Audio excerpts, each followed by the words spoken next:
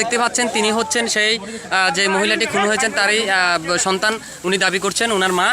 এখানে বড়ি 3টি টুকরো করে ফেলে রেখে যায় দুর্বৃত্তরা।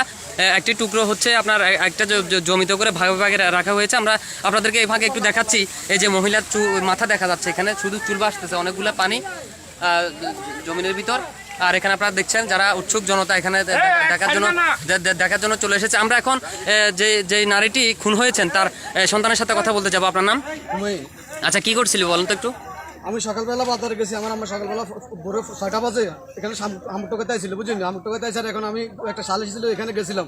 এখন সকালবেলা বাড়িতে দিকে আমার আম্মা বাড়িতে দিকে আমার বাইরে রে কয়েছেন তো সকালে আমুকটোকাতে গেছে, এখন আয় নাই। এখন আমি দুপুর 2টা বাজে আমুকটোর ব্যাগটা আছে না, ব্যাগটা ওইখানে ধান কত মারেন না, বুঝলি। এখন সন্দেহ দিয়ে আমার ব্যাগ দেখে আমার সন্দেহ হচ্ছে আমার মাথার কোনো কেউ না।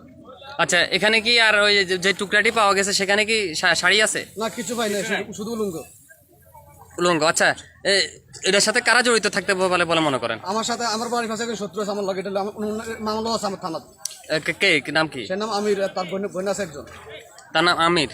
জি, ছেলের নাম আমির হোসেন। তাহলে আপনি কি মনে করেন যে আপনার এই মায়ের খুনের পিছনে? হ্যাঁ, আমি এটা 100% শিওর যে ওনারা আমার শত্রু। ওনারা আমাকে বলেছে একদিন আগে হইলো আমি তোমার মাকে খুন করে আমার টাকা উসুল করবো। আমার ভাই মারা গেছে, টাকা 20,000 পাইবো। এটা কবির স্যার ধরি উনি সব বেদালটা ভাঙিয়ে দিছে, বুঝছেন? কোন কবির? কবির দারোগা। আচ্ছা, সজ্জব থানার এসআই কবির।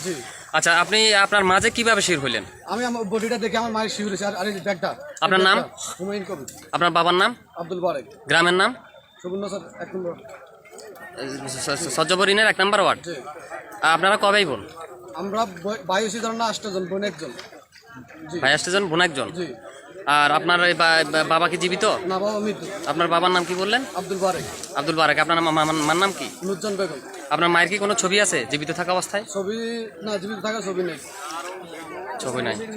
কিছু ঘরে আছে আর কি। আপনারা কি এই যে লাশটা এখানে পড়ে আছে বা টুকরো টুকরো হয়ে বিভিন্ন জায়গায় ছড়িয়ে আছে, আপনারা কি পুলিশকে জানাইছেন? জি, আমার এলাকার মেম্বার জানাইছি। মেম্বার বলছে পুলিশ আসলে পুলিশ চেক করবে। আচ্ছা, লাশের আর বাকি অংশটুকু কোথায়? বাকি অংশ পাইতেছি না, ওইখানে শুধু একটা অংশ আছে, বডিটা আছে। চলেন তো। সুপ্রিয় দর্শক, আমরা এখন নিয়ে যাচ্ছি। এখানে পাওয়া গেছে মাথা, এখানে আপনারা দেখতে পাচ্ছেন। এখানে লাশের মাথাটি দেখা যাচ্ছে। আর আমরা এখন দ্বিতীয় অংশ যেখানে আছে সেখানে নিয়ে যাচ্ছি।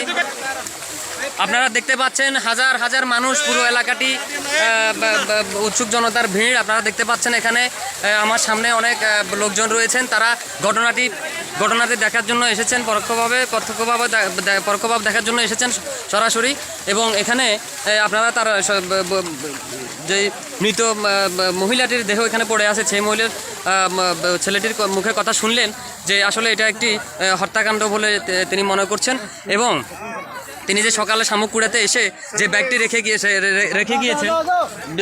রেখে গিয়েছেন সেটি দেখেই তিনি সন্দেহ করছেন উনি তার মা।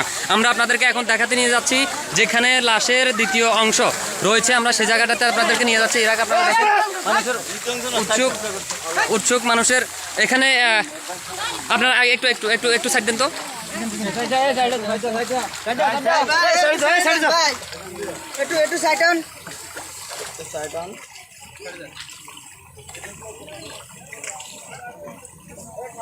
খুব বিবস্ত্রভাবে পড়ে আছেন তিনি এখানে।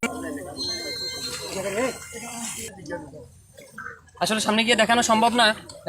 6-7টি টুকরো করে বিভিন্ন জায়গায় এর অংশটুকু রেখেছেন, আপনারা দেখতে পাচ্ছেন। আচ্ছা, আপনারা এখানে স্থানীয় কে? এখানে স্থানীয় কেউ আছেন? আছে, ওনার ছেলে আছে।